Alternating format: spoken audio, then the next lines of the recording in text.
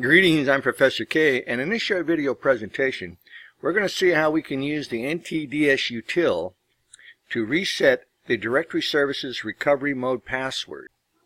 The Active Directory Services Recovery Mode password is used when an object, the entire domain, or force needs to be restored from backups.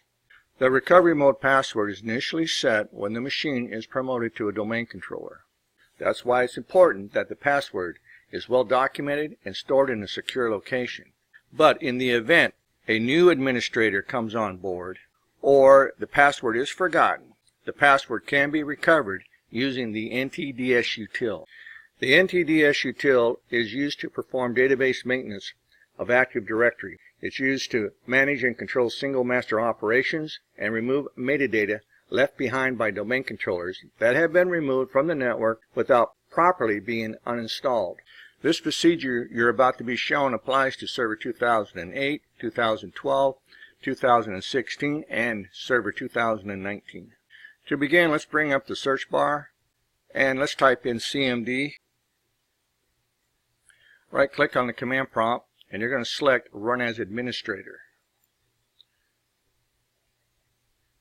The next thing we have to do is get inside of the shell for the NDSUTIL, and we do this just by typing in NDSUTIL at the command prompt and hit enter. That brings up the NDSUTIL shell. Notice that the prompt changes to let us know that we are now inside of the shell for the NDSUTIL. At the prompt, you're just going to type in set DSRM password. Hit enter. Notice that the prompt changes.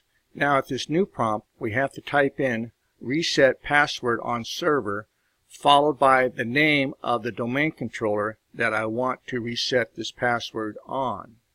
In this case, it's going to be DC1. Hit enter. You're now prompted for your new password. Go ahead and type it in. Hit enter. Now confirm the new password. Hit enter one more time, and it tells you that the password has been set successfully. To exit this shell, just type in the word quit, hit enter.